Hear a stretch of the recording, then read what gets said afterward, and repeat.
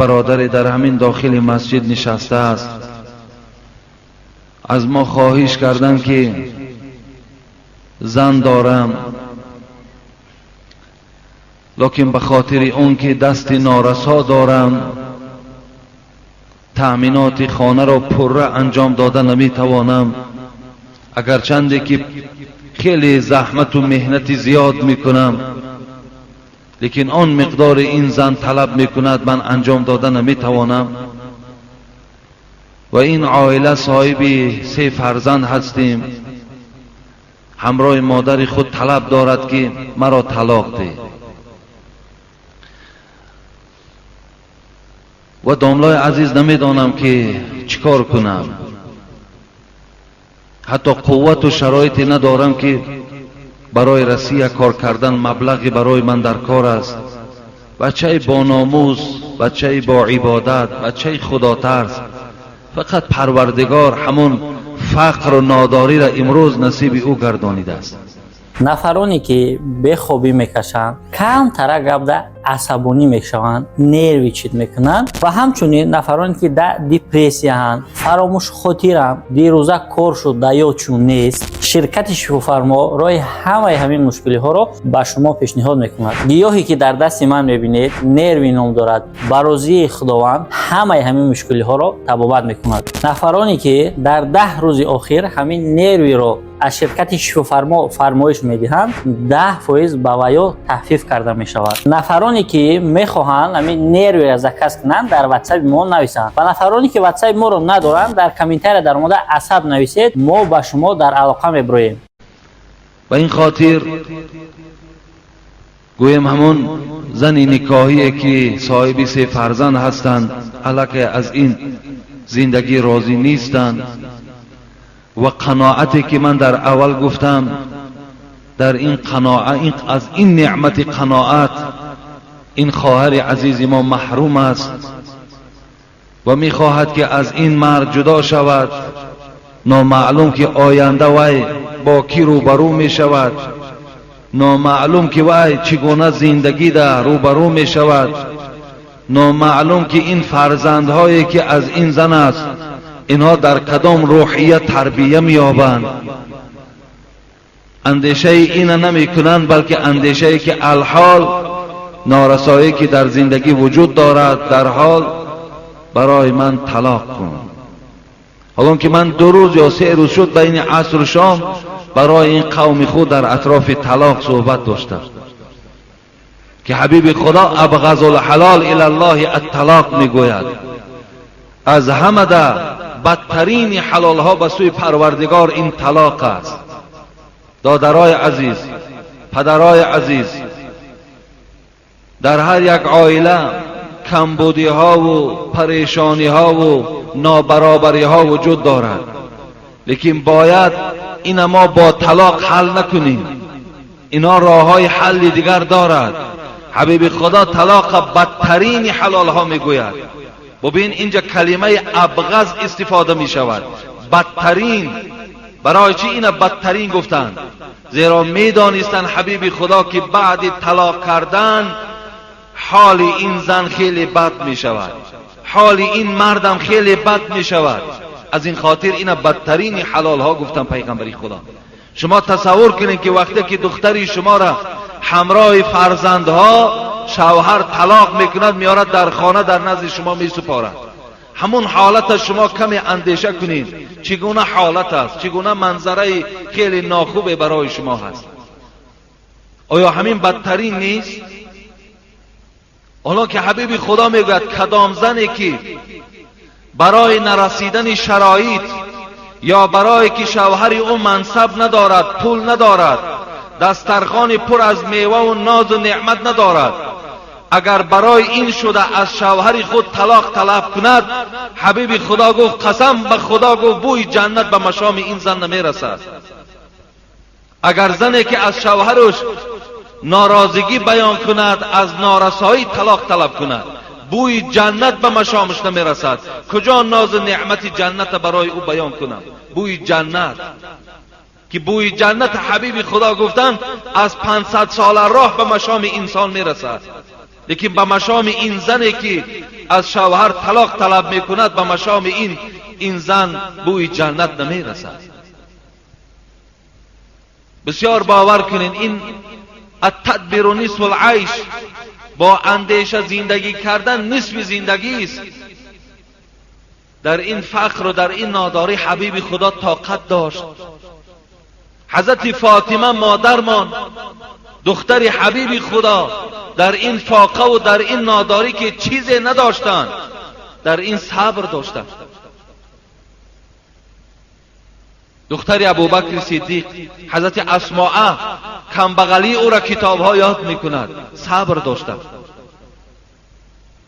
لیکن این خواهر عزیز ما هم ببینید، هم از نعمت شوهر محروم، هم از زندگی خوب محروم، هم از راحت جنت محروم. کجا رفته ایستادی؟ این راهی که خود اختیار کردی بسیار راهی نادرست است، بسیار راهی غلط است. و آن محبت و آن ناز و عشوه‌ای که این شوهر با تو دارد، هیچ وقت شوهر دیگر به تو این خیل محبت و این خیل زندگی البته برپا نمی‌کند. اگر چیز رنگی زیبا هم داشته باشی.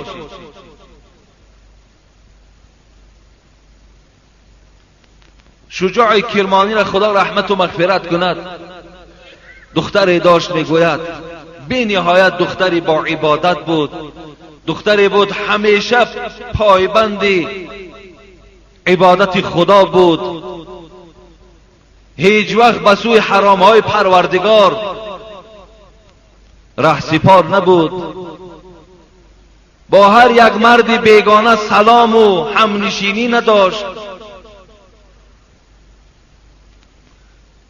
روز همین شجاع کرمانی را حکایه میکند که برای دختر خود خواست شوهر بیارد. دختر به سین و سالی 18 قدم زده بود. در حال این شجاع کرمانی از پی شوهر شد. اونها شوهر برای خاطر منصب و مال و ملک نمیکافتند، فقط شوهری میکافتند که شوهری باشد که خدا ترس باشد و با این دختری من زندگی حلال و پاکیزه داشته باشد. اونا این گونه جستجو میکردند. امروز بچه‌دارای ما هم دخترای فقط دولتدار میکاوند، بچه‌دارها هم زنهای بای به دولت میکاوند. فقط همه این به خاطر دنیا هست. به ناگاه میگوید شجاع کرمانی در یکی از مسجدها در آمد، نگاه کرد یک جوانی را دید مثل این جوانهایی که امروز در عبادتها قایم هستند، خدا را به نهایت خوب عبادت دارد. یک مدت نزد این جوان نشست. بعد این وقتی که جوان عبادت انجام داد، شجاع کرمانی با او سلام کرد و گفت ای دوستی خدا، گفت دختری دارم و برای او شوهر مناسب جستجو دارم و این عبادت تو و این ستاره تو برای من بسیار معقول آمد، میخواهم که دخترم را در نکاح تو درآورم. این گونه طلب کردن قلنگ ها و این گونه گوی مال و ملکی که امروز دختردارها برای شوهر کردن طلب میکنن، این گونه رسم آیین ها اون زمان وجود نداشت. همه این رسم آیین هایی که الحال در ما پیدا شده است که جوانها دیگر زن گرفتن نمیتوانند، دخترها دیگر سین و سالشون هم به 25 و با 30 میروند، دیگر شوهر کردن نمیتوانند، این گونه قاعده و این گونه رسم ها اون زمان وجود نداشت. برادرای عزیز و گرامی، پیش از آنی که دوام قصه را من حکایه کنم، در حق همون دخترهاتان ضامن نشویم. از قلنگ دیده، از مال و ملکی که شما از اون مرد طلب میکنید، از اون دیده شما فقط به خود همین جوان نظر کنید، چگونه جوان است، چگونه مرد است، چگونه شخصیت است، آیا به خدا نزدیک است یا به خدا نزدیک نیست. اینها را شما فقط در نظر گیرید.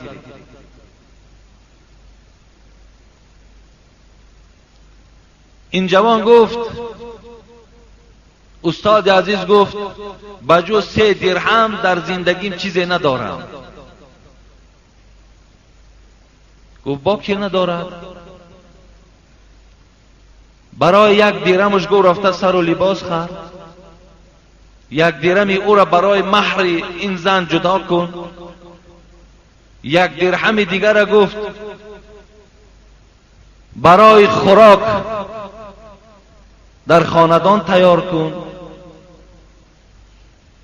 1 درهم دیگر در سر و لباس خودت آزاده کن. این مرد میگوید همچنان کرد و این حضرت دخترش را برآورد در همین جوان داد. وقتی که میگوید دختر را به خانه بردن، بالای کوزه میگوید 1 نان کلان این مرد خریده بود، این مرد، این جوانی عبادت کننده. وقتی دختر پرسید این نان چی نان است؟ گفت این نانی هست که برای فردای تو خریدم. برای فردا گفت، برای طعام پگاه هست گفت. در حال میگوید این دختر گفت من در این خانه گفت زندگی کردن نمیتوانم و نزد پدر آمد. گفت پدر گفت من برای تو گفته بودم که 1 جوان خدا ترس و تکیه کننده به خدا برای من نصیب کن.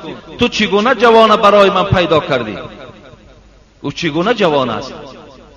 گفت وی اعتمادی به خدا ندارد. گفت او رزق از خدا نمیبیند. گفت حتی وی گفت رزق پگاه را گفت امروز تیار کرده است. پگاه زنده است یا مرده است گفت نمیداند. رزق پگاه را گفت امروز الک تیار آماده کرده است. این حیرت دماندن. این خیلی عجیب یک عقیده بهترین و درست این زن داشت که رزق فردا را امروز برای او مهیا میکردن. میگفت این غلط است، این نادرست است. حالان که من باوری دارم که این برادری که در این مسجد ما نشسته است و این زنی که از او طلاق میخواهد، باور کنه در خاندان این 1 هفته این خوراک وجود دارد.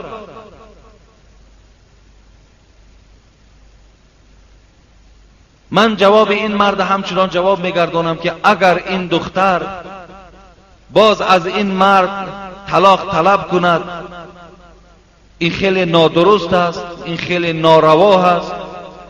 من گفتم که خوشبختی برای تو نمی آرد. دوم این که تو از همان بوی جنت محروم میمانی.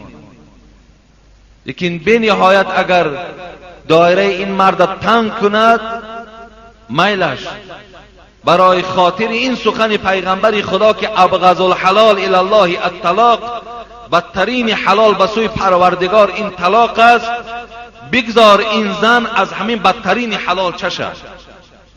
بگذار طلاق از این مرد گیرد و روزهای بازپس خود مشاهده کند که این روزش خوب است یا روزهایی که در نکاح این مرد بود. بعد خودش به خلاصه می آید.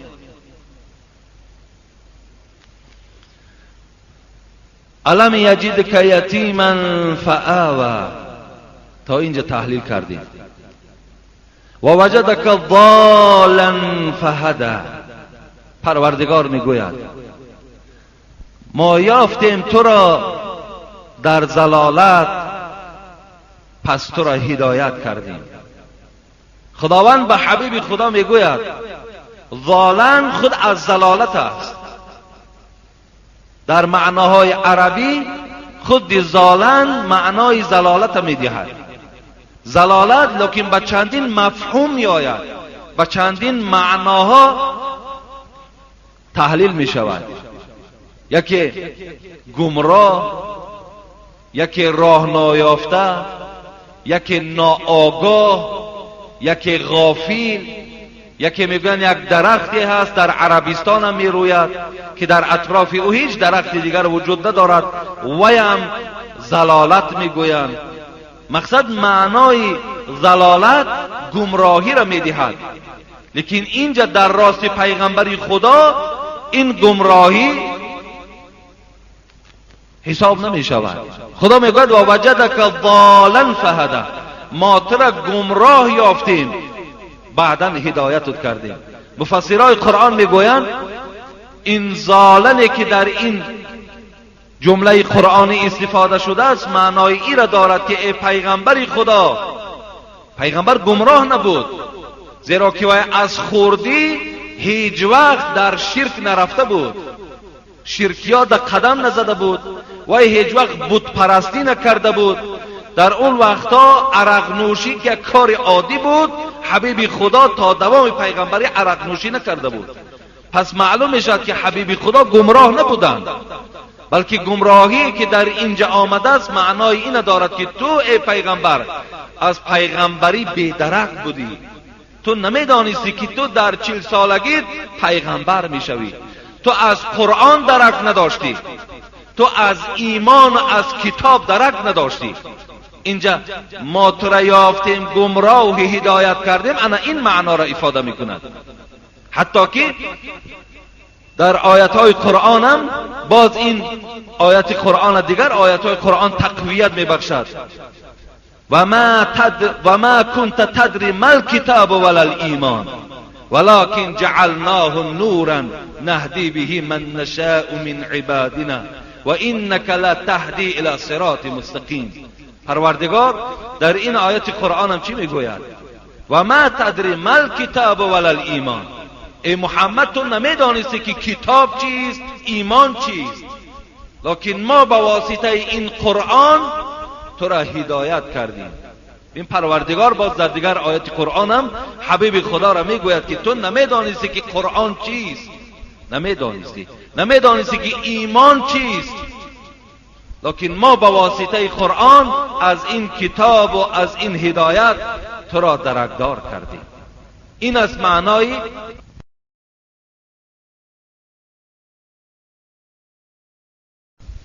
و وجدک ضالا فهدی. تو را گمراه یافتیم، تو را بیخبر از قرآن و از پیغمبری یافتیم، بعداً این نعمتهای قرآن و این نعمت پیغمبری را برای تو نصیب کردیم. ضالا فهدی و وجدک عائلا فاغنی. خداوند در دوام این آیت قرآن چی میگوید؟ ما تو را یافتیم عائلا، ما تو را کمبغل یافتیم، ما تو را کمبغل یافتیم، فاغنی، پس ما تو را بای گردانیدیم. مقصد زمانی که تو یتیم ماندی، زمانی که تو از پدر یتیم ماندی، زمانی که عمک تو در پیش تو وفات کرد، از اینها به تو هیچ مال از دنیا میراث نماند، تو هیچ چیز نداشتی.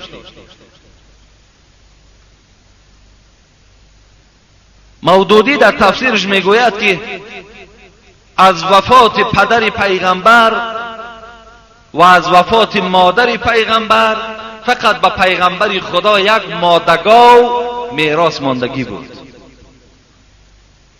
یک مادگاو میراث مانده بود. خداوند همون میگوید که ما تو را در حالت فقر یافتیم و تو را ما صاحب دولت کردیم. صاحب دولتش چی معنا دارد؟ مفسرای قرآن میگوید که زمانی که حبیب خدا 25 ساله بود، خدیجه یا خدیجه میگویم، خود ما خطیچه میگیم، این خطیچهش نادرست است، اصلش خدیجه میگویند. در حدیث ها خدیجه ذکر میشود. خدیجه اینم که از جمله مادرای ما و شما هست، از اولین زن پیغمبری خدا هست. اون زمان 40 ساله بودند و حبیب خدا، این قصه را کوتاه میکنیم، این خدیجه را در نکاح در آورد و مال او را تجارت میکرد. از فیض و برکات پیغمبری خدا مال خدیجه باز افزایش یافتن گرفت و خدیجه را حبیب خدا به نهایت دوست می داشتند، به نهایت، اگرچند زن پیرانسال هم که بود. حتی در روایت بخاری می آید که بار رسول اکرم با جبرائیل یک جا نشسته بودند، بناگاه جبرائیل به حبیب خدا گفت ای محمد، در کوچه گفت در دست خدیجه یک طعام و در یک ظرف شیر دارد، پیش تو آمده ایستاده است. وقتی که نزد تو در آمد، از نام پروردگار و از نام جبرائیل به او سلام برسان. سلام از نام پروردگار و از نام جبرائیل به خدیجه رضی الله عنها برسان گفت و به او بشارت ده که پروردگار برای او یک قصر طلایی را در جنت آماده کرده است. این سخن جبرائیل بود که روایت بخاری در وجود دارد. وقتی میگوید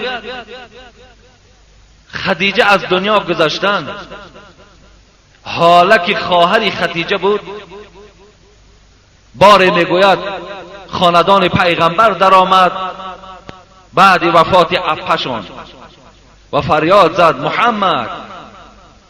وقتی میگوید رسول اکرم آواز حاله را که شنیدن، خواهر همون عائله شد، میگوید در حال در چهره حضرت تغییرات پیدا شد و گفت این انشاءالله حاله است. گفت خواهر خدیجه است. گفت عایشه گفت از کجا شناختی؟ گویا هم در چهره گفت مانند همون خدیجه بود و هم در آواز گفت بسیار مانند به خدیجه است. گفت و عایشه میگوید این قدر حسده که من نسبت خدیجه زیاد داشتم، اگرچه عایشه مادرمان زن اوله پیغمبر دیدگی نبودند، لیکن میگوید بسیار یک حساسیت زیاد من نسبت او، یک بدبینی گویم، اگه ساده کنیم، یک بدبینی زیاد، یک حسد، یک رشک زیاد نسبت خدیجه داشتم، زیرا که خدیجه را حبیب خدا در پیش من بسیار یاد میکرد. حتی بار گفتم که ای حبیب خدا، یک زن پیرانسال بود از دنیا گذشت، در عوض او خدا برای تو بهترین زن یک جوان دختر داد که اشاره به سوی خودش کرد. رسول اکرم گفت ای عایشه، گفت خدیجه برای من بسیار محبوب بود، زیرا که از او من صاحب فرزند شدم. همه فرزندهای من از خدیجه بود. برادرای عزیز و گرامی، من بسیار شما را میدانم که شما حتی تولد پیغمبر را نمیدانید. بسیار شما نمیدانید پیغمبر خدا چند زن داشت، با چه خاطر این قدر زن زیاد گرفت، سبب زیاد گرفتن زن پیغمبر چی بود، چند فرزند داشت، بسیاری از شما نمیدانید. برای که شما بعضی، من همه شما را در نظر ندارم، برای امت نوگی زبانیه. اگر شما صدقاً حبیب خدا را دوست دارین، هر آینه تاریخ ایشان ورق میزنید میخوانید. برای همه کار دنیا وقت دارین، لیکن برای تاریخ پیغمبرتان خواندن وقت ندارین. شما حبیب خدا اولین فرزندی که از خدیجه یافتن این قاسم بود. رحیق المختوم کتابی که سیرت نبی در بین قریب عددش از یادم رفت است، چندین هزار کتاب در دنیا جای اول همین رحیق المختوم گرفت. سیرت نبی، قصه های درست پیغمبر خدا. میگوید اولین فرزندی که از خدیجه پیغمبر خدا یافت این قاسم بود که حتی کنیه‌اش پیغمبر خدا به نام همین فرزندش گذاشت، ابوالقاسم. همیشه پیغمبر خدا را ابوالقاسم میگفتن، پدر قاسم. کنیه‌اش از فرزند اولش گرفت. دویم فرزندی که یافت این زینب بود، سومش رقیه بود، چهارمش ام گلثوم بود، پنجمش فاطمه بود، ششمش عبدالله بود که کنیت او طاهر بود و یک فرزند دیگر از ماریه قبطیه که غلام زنک بود به نام ابراهیم یافتگی است. 6 فرزند از خدیجه داشت، 1 فرزند از عائله‌اش که ماریه قبطیه بود. بچه های حبیب خدا ابراهیم، عبدالله، قاسم در زمانی که پیغمبر خدا حیات بودن از دنیا همش گذاشتن. دخترهاش هم این چونین، همش در حال حیات پیغمبر خدا از دنیا گذشت، مگر فاطمه که 6 ماه بعد پیغمبر خدا از دنیا گذشت. دیگر همه فرزندای پیغمبر در حالت حیات بودن پیغمبر از دنیا گذشتند. این از تاریخ رحیق المختوم. لیکن در هگان وقتی من همین رحیق المختوم بسیار نگاه کردم، بسیار خواندم، این قدر فرزندهایی که از پیغمبر خدا دختراش همش به وایه رسید، همش اسلام آوردن، بعد از دنیا گذشتن، لیکن در هیچ کدام همون ما سرتخته را ندیدم، در هیچ کدام همون جمعگی و 7 سر سال ندیدیم که پیغمبر خدا برای فرزنداش همین معرکه ها را برپا کرده باشد. در هیچ کدام همون نگذشت.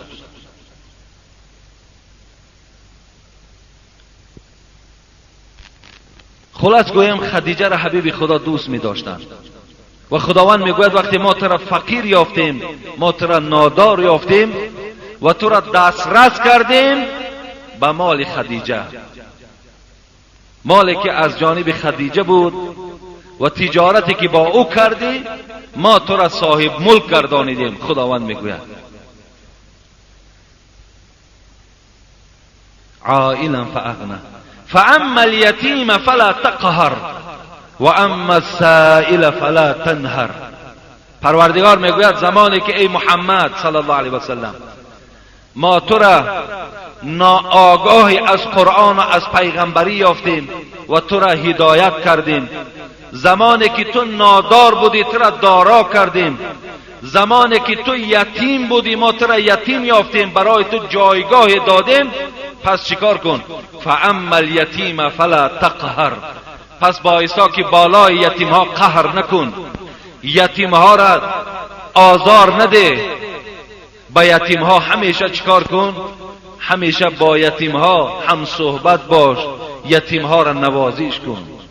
چگونه جمعه های پیشین برای شما تاکید کردم که بعضی از بی انصاف های از امت پیغمبر خدا یافت می شود که مال یتیم میخورند، پروای یتیم ندارند، مال یتیم تله و تاراج میکنند، فرزندهای یتیمی که در خانه ها دارند اونها را گویم که زیر عذاب و مشقت قرار میدهند، حالا که پروردگار تأکید دارد به حبیبش که بالای یتیم ها قهر نکنید، یتیم ها را عذاب و شکنجه ندهید، یتیم ها را نوازش کنید، یتیم ها را از فرزندهاتان دیده بالاتر قدر اونها را دانید،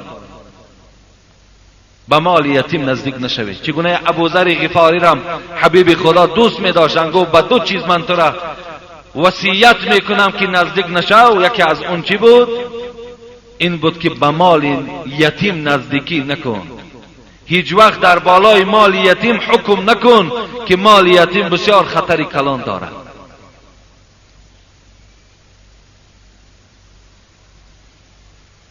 و در دوام چی گفت پروردگار؟ زمانی که ما تو را یتیم یافتیم، زمانی که ما تو را فقیر یافتیم، دویم این که هیچ طلبنده را از نزد دروازت نران. هر طلبنده که خانه شما می آید شماها حق ندارید که وی دشنام دهید، شماها حق ندارید که اون طعنه کنید، شماها حق ندارید که دروازه را بالای این طلبنده ها پوشانید. و اما السائل فلا تنهر، پروردگار میگوید بالای طلبنده ها شما صدا نزنید، بلند آوازی نکنید. زیرا در یک حدیث خواندم که بسیار طلبنده های هستند که برای امتحان شما می آیند،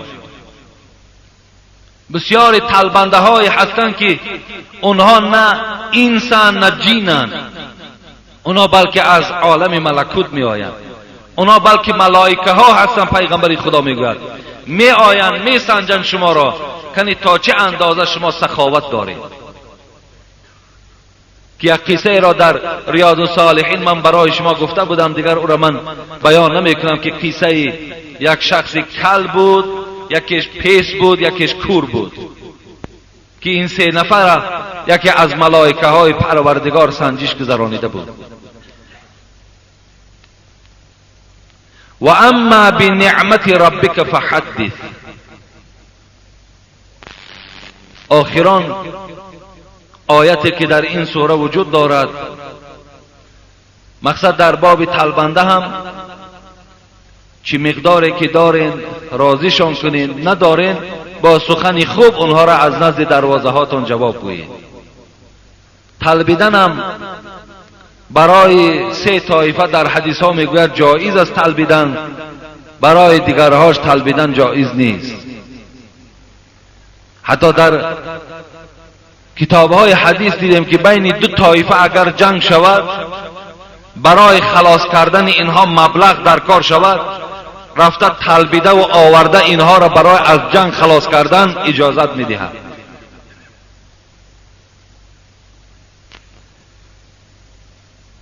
یا برای شخصی که اگر گواه‌ها شاهدها وجود داشته باشند که همین آدم امروزه خوراک ندارد، اگر همین خیل انسان برآمده از بندگان خدا تلبیدن برای خود اختیار کند، اینم جایز است.